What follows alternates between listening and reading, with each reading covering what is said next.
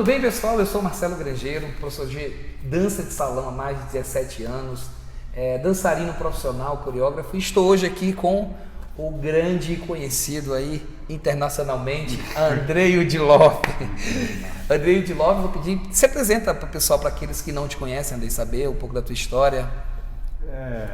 Bom, eu, Andrei Udilov, já trabalho com dança há 23 anos, né? 23 anos, a escola tem 20 anos. Estou na dança há 26 anos, quando comecei a dançar. E comecei numa época em que a dança estava realmente, aqui em São Paulo estava engatinhando ainda. Havia algumas poucas escolas e tal, né?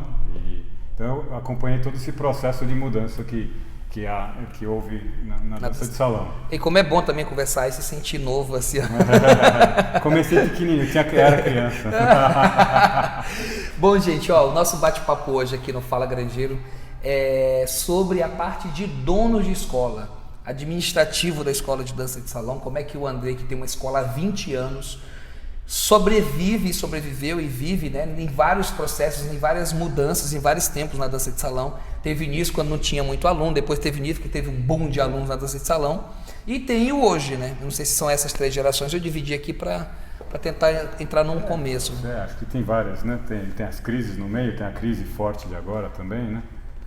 Sim, eu acho que assim, quando eu comecei, haviam poucas escolas aqui em São Paulo, e as poucas que tinham, principalmente quando se entrou no meio universitário, as pessoas começaram a se interessar muito por dançar. Eu era aluno ainda também, aluno universitário também, então foi onde teve uma galera querendo aprender a dançar. Então algumas poucas escolas se estruturaram e eram muito grandes. Mas com o passar do tempo, outras pessoas foram surgindo e o mercado foi se ampliando. Então eu não peguei exatamente essas primeiras escolas, não foi a minha, né? Mas foi da Madame Postas Leitão. Ela já estava há muito tempo, né? A Madame Postas Leitão. O que existia era a Arte Som, que já fechou, acho que tinha umas 3 escolas na época. Aí depois foi bem na época que também abriu o Celso Vieira e Jaime Arocha Campo Belo, né? Jaime Arocha é do mesmo ano da gente, eles têm 20 anos. Aqui em São Paulo, né? O Campo Belo. O Celso foi antes. Antes disso eu tinha a Carla e Chico, que era uma escola enorme que tinha em São Paulo, né? E aí depois eles se separaram. A Carla Salvani continuou com a escola dela, né? Uhum. O Chico saiu da dança. Tinha a Extrapolos, que foi onde eu comecei, né? Que era uma escola enorme também, né? Tá. O Roberto começou lá na USP, e com centros acadêmicos, e depois ele abriu a escola. Foi onde eu comecei a dar aula. Andrei, nessas escolas. E o Celso Vieira veio também nessa época aí. Foi nessa época. O Celso acho que vai fazer 25 anos esse ano na escola dele. Tem um pouquinho mais de tempo, né? Sim. Deixa eu te perguntar uma coisa. O que é ter uma escola de dança de salão hoje? Você que também é professor de dança de salão, também é bailarino, coreógrafo, como é ter uma escola hoje? Quais são essas dificuldades ou os benefícios e os contratempos de ter uma escola, Andrei? Bem escola de dança de salão, que eu posso falar, né? Mais específico ainda, né? Mais específico. Das outras, eu acho que as outras também têm uma grande crise aí, né? Eu acho que é uma crise há mais tempo. As escolas de balé já tiveram seu ápice muitos anos atrás. Algumas poucas que são muito famosas é que acabam conseguindo se segurar. A de dança de salão hoje em dia, até que eu costumo falar, as pessoas usam a crise como desculpa, né? Tá uma crise. Claro que tem uma crise econômica no Brasil, isso todo mundo sabe. Mas eu acho que a crise maior é a crise no meio da dança de salão mesmo. Acho que é algo que chegou no Rio de Janeiro antes, já chegou aqui em São Paulo também. Há muito mais gente dando aula. No Rio de Janeiro a dança de salão se estruturou um pouco antes do que aqui em São Paulo, aliás, bem antes. Quem estava no começo, como eu também estive no começo, a gente aproveitou bem esse mercado do começo e conseguiu crescer a escola. Agora há muita gente dando aula. Há muitas escolas, e mais do que escolas, há muita gente dando aula. Então o mercado pulverizou demais. E como ele não é regulamentado, então acabou ficando bem difícil, né? Acho que assim, é mais difícil ainda para quem está começando. Quem está tentando abrir escola hoje em dia, acho que tem mais dificuldade. Porque eu acho que, será que se as pessoas estão abrindo escola, estão levando em consideração que além de aluguel, tem luz, água, telefone, secretário, impostos. Sim. Porque os impostos são absurdos, né? Sim. E aí o cara monta uma turma e ainda tem que pagar o professor para dar aula daquela turma. Além de outros cargos que ele tem. E o que eu vejo geralmente é que as pessoas são mais professores e dançarinos e menos administradores. Né? Eu percebo, por exemplo, aqui na tua escola, que já tem 20 anos, tu fica na parte administrativa, mas também tem um Vlad que fica na parte financeira. Sim. Né? E aí vocês conseguem dividir essas funções. Quando é que tu percebeu que essas funções tinham que ser divididas? Ou sempre foi assim desde o início? Sempre foi. Na verdade, assim, a gente começou fundo de quintal. A gente começou alugando uma sala dentro de uma escola de balé. E lá a estrutura a gente não podia usar a estrutura deles. A gente dava o telefone da nossa casa, quem atendia era eu, o Vladimir, meu pai e minha mãe. Quem estava em casa que atendia, era fundo de quintal total. E aí quando eu ia dar aula, eu e a Cris íamos dar aula, a gente tinha dois colegas, eram colegas que se tornaram também professores, porque a gente alugava 2 salas. Eu falei para o meu irmão, o Vladimir, vem me ajudar que eu preciso de alguém que tem que cobrar os alunos, né? E foi isso, então o Vladimir ficava como secretário e eu como professor. E aí a gente era bem isso. Então no começo essa parte, como era bem menor a estrutura, ele fazia tudo. Aí eu criava algumas estratégias, tal, porque eu era da área de dança de salão e ele não. E aí conforme foi crescendo a gente foi dividindo muito mais isso e eu fui entrando cada vez mais na parte administrativa também. Quem não conhece a escola aqui, né, a escola hoje ela tem 2, 3, 4, 5, 6... Não, hoje são 4 salas grandes e uma pequena, porque essa daqui que a gente está, por exemplo, eram 2 salas pequenas. E alguns anos atrás a gente reformou e se transformou num salão grande. Então são 2 salas, 4 salas grandes e uma sala pequena. São 5 salas. 5 salas. Caramba, 5 salas, para quem não conhece o espaço aqui, é muito grande. É muito grande. A pergunta que eu quero te fazer é o seguinte. Ela já teve outras salas também, né? Teve mais salas. Qual foi o ápice assim, da escola? Quantos alunos a escola já conseguiu ter assim, no seu ápice? A gente chegou a ter 1.200 alunos. 1.200 alunos? Chegou a ter 1.200 alunos. Mas isso já faz um bom tempo. Bom, mas é um número considerável de alunos. Sim. Pensando nisso, pensando nessa crise de hoje, o que você tem feito para que a escola consiga, apesar da crise que está tendo, consiga fazer gerar alunos, gerar ganhos e ela consiga se movimentar? O que você tem feito sobre isso? Eu acho que esse é o lado positivo da crise, né? Você tem que... O ser humano acaba sempre se acomodando um pouquinho, né? Então, quando está bem, tem gente que não se acomoda, né? Mas, em geral, acaba se acomodando um pouquinho. É o que acontece. E o lado positivo da crise é que, quando ela começa a apertar, você tem que ser cada vez mais, você tem que ser criativo. Então, foi sempre algo que eu gostei de trabalhar, com a criatividade.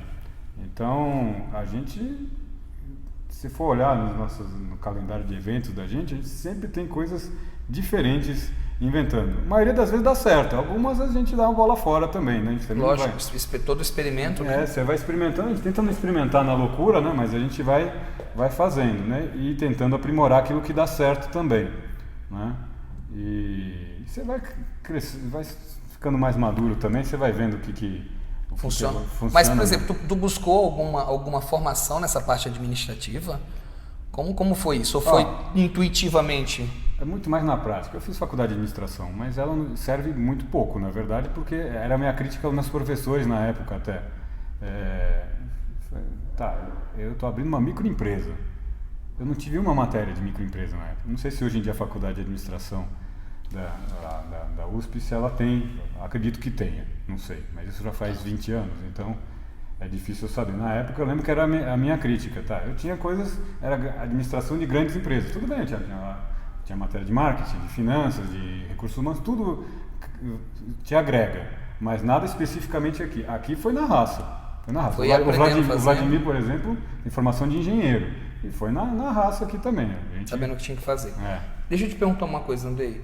Por exemplo, uma pessoa que está pretendendo abrir uma escola de dança de salão, o desejo dela está formando.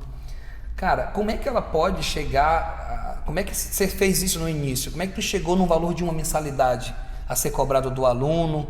Como é que tu fez uma matemática e encontrou um valor que deveria ser pago ao professor? Como é que você fez isso? Como é que você pensou isso? Naquela época, na verdade, assim, claro que você tem que estar atento ao mercado, e se você está começando, é óbvio que você vai cobrar muito mais barato. Né? Você não está Você não está no... Você não tem clientes aí, uma carta de clientes. Não tem, as pessoas não te conhecem, por que você vai cobrar a mesma coisa? Pode ser até, dependendo do produto que você for oferecer, pode ser. No meu caso, era fundo de quintal, então não tinha como oferecer nada muito caro. Então mas claro que eu estava atento ao mercado que se cobrava. Você sabia quanto que todo mundo estava do lado cobrando e tal? Assim, é isso. E a gente sempre esteve na média, a gente nunca foi a escola mais cara nem a mais barata. Até hoje a gente se mantém assim. E então você tinha que olhar, mas aí claro que você tem que fazer as suas contas. Quanto é que eu estou pagando de aluguel? Quanto é que é um valor mínimo que eu posso pagar para os professores? Na época a gente pagava a porcentagem de turma mesmo. Muitas escolas ainda trabalham desse jeito. Inclusive a gente aqui, dependendo do qual o acordo com qual tipo de curso a gente também faz, né? E aí você tem que ter mais ou menos uma conta. Assim. Para a escola é sempre muito mais tranquilo se você tem custo variável. Mas se você tem um custo variável que é a porcentagem, sim, é melhor para a escola. Você vai falar 50%. Se for 50% de uma turma de 100 alunos, a escola está tendo um custo enorme, o professor está ganhando bastante. Né? Mas se for 50% na turma de 4 alunos... De 4 alunos, o professor provavelmente vai querer parar de dar aula, porque ele não vai conseguir nem se pagar. Né? Então tudo tem que ser conversado. Então às vezes você pega um mínimo, você vê quanto é que pode ser. Aí, cada caso é um caso, né? Então não é algo fechado, não. Eu defini isso e pronto, acabou. Eu tenho acordos, né? Mas aqui e para chegar, por exemplo, o valor de hora-aula, nosso valor de hora-aula é sempre variável, né? Então ela tem a ver com o fluxo da escola. Uma vez você me mostrou uma matemática que juntava o cara que paga a mensalidade, quantos alunos tinha na escola, né? Era uma série de coisas. Sim. Que você criou uma estrutura que te permitia ter um custo variável de hora-aula para pagar para o professor e para a escola ganhar também, né? Também, mas isso a gente só bolou isso quando a escola já estava mais estruturada. Porque no começo você tem muito custo, a escola não vai ganhar dinheiro, né? Sim. Aliás, eu como administrador trabalhei de graça muito tempo, muitos anos. Aliás, eu como dono de escola, quando eu saí da Extrapolos, eu ganhava muito bem. Né? Como professor? Como professor, ganhava muito bem. Eu demorei muitos anos depois de ter a escola para ganhar a mesma coisa que eu ganhava lá. Então isso pode se explicar por que eu não abri minha escola. Né? Mas porque todo mundo me pergunta por que eu não tenho escola, porque eu acho que não é momento de ter uma escola. Eu já tive 3 escolas, já consegui falir 3 escolas, graças a Deus. Tive uma experiência muito grande e hoje não pretendo passar por essa experiência agora. Né? Não acredito que ter uma escola hoje para mim é uma coisa boa. Até porque eu uso já o espaço aqui da escola, já tenho um trabalho. Fui a primeira escola que eu vim trabalhar em São Paulo, que foi o espaço. E hoje, até hoje, ainda trabalho aqui. Não mais com as turmas regulares como era antigamente, mas nos workshops, no final de semana. E isso é bacana. E o que é interessante, por isso que eu pedi para gravar contigo, é porque o que eu percebi? É que tu tem uma visão muito diferente dos outros donos de escola. Não é uma visão assim, se todo mundo é porcentagem, todo mundo é porcentagem. Não, peraí, mas esse aqui não é porcentagem. Esse trabalha desse jeito. Por exemplo, eu vi que tinha turmas aqui que tem 9, 10 anos, pô. Sim, tem. Turma de 9, 10 anos de dança de salão é algo muito, exclusivo praticamente. Né? Ainda tem essa turma que está acontecendo ainda, não tem? Acontece.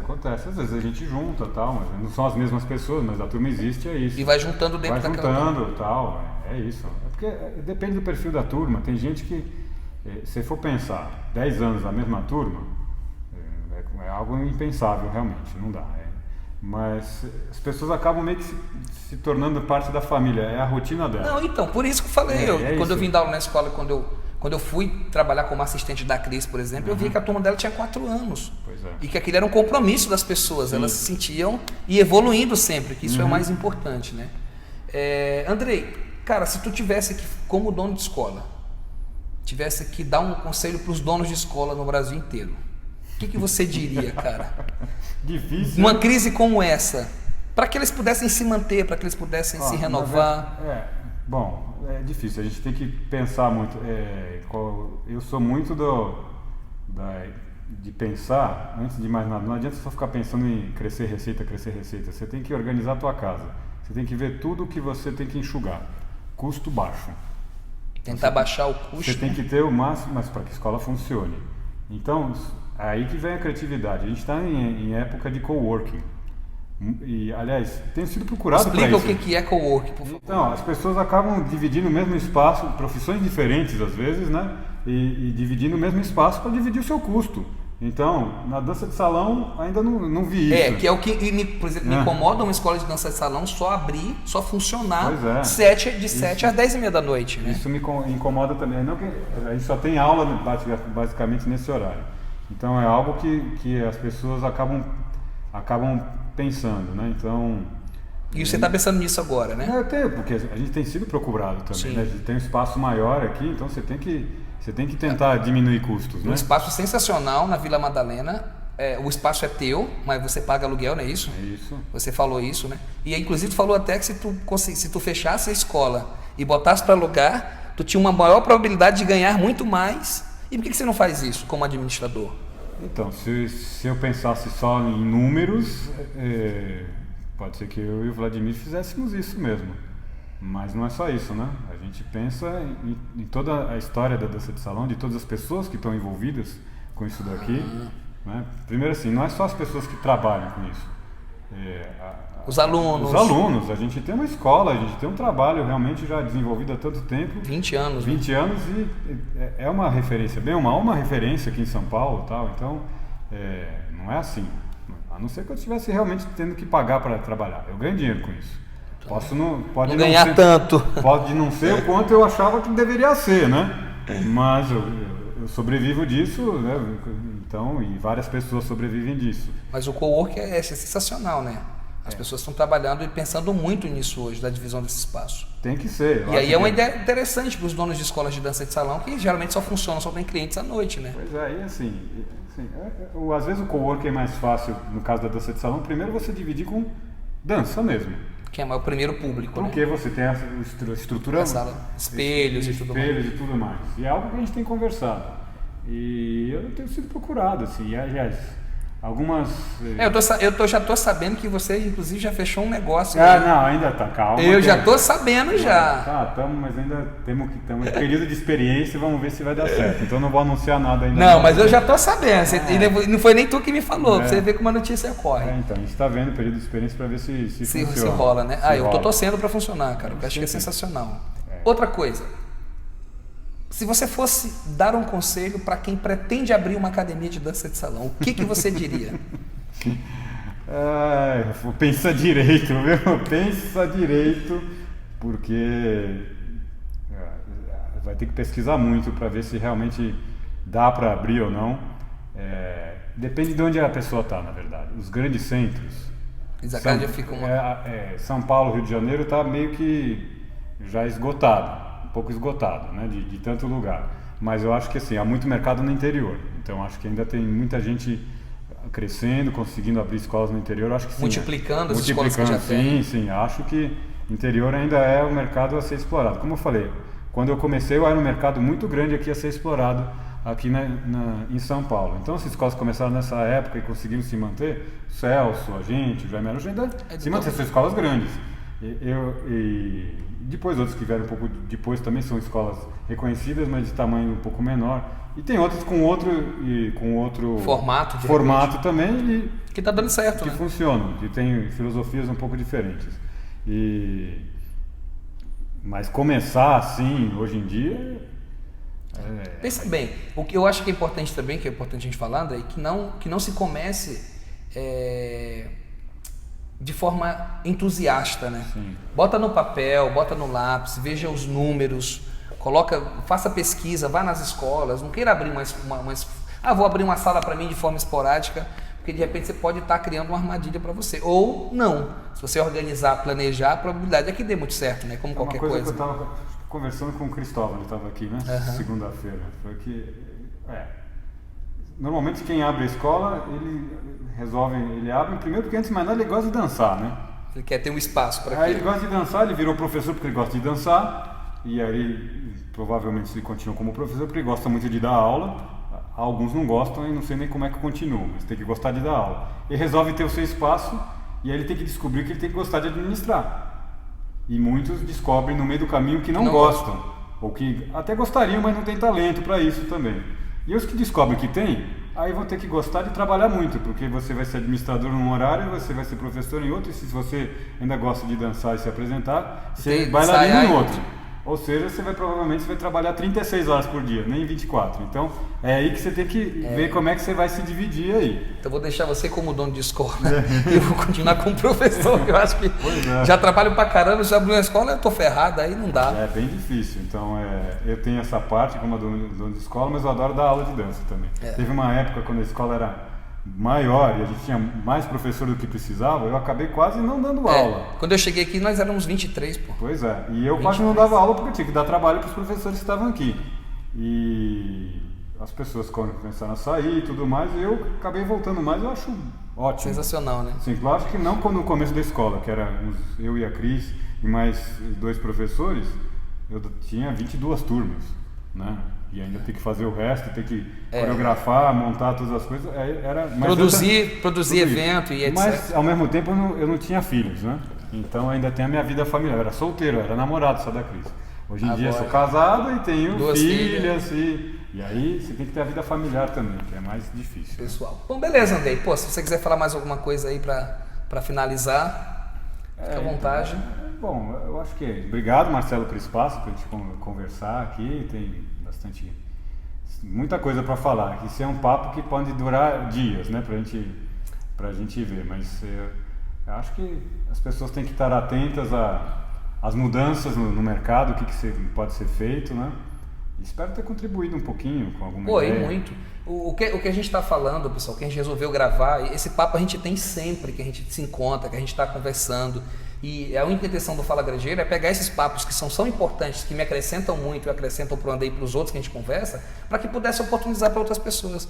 Né? Então, se você gostou desse vídeo, poxa, curte aqui, comenta, compartilha, deixa a sua opinião, manda alguma pergunta aqui para o Andrei. Eu vou deixar embaixo o contato do site da escola, para se você também tiver interesse em saber mais sobre os trabalhos da escola. A escola tem vários projetos acontecendo. Como é o que vai ser no dia 2 de abril? Clube do Salão. Clube do Salão, com várias aulas, apresentações. É um dia inteiro de atividade. Tem também o Dançando pelo Brasil. Dançando pelo Brasil, onde o Andrei está fazendo várias viagens com os alunos para vários lugares sensacionais. Teve também o Sampa Dança, que foi um dos maiores eventos, e qualitativamente falando, né, na dança de salão brasileira. Poxa, aí tem a Domingueira, tem um monte de coisa. Acompanha o site lá, veja, participa e se interaja mais com a gente também. Eu vou deixar os contatos do Andrei e pedir que também tu fique à disposição para de repente responder alguma pergunta da galera que for participar. Sempre. Beleza? Obrigado, então, galera, obrigado. Se você gostou, curte, comenta, compartilha esse vídeo e vamos juntos fazer como nós estamos fazendo, compartilhar e construir muito mais informações aí para nossa dança de salão.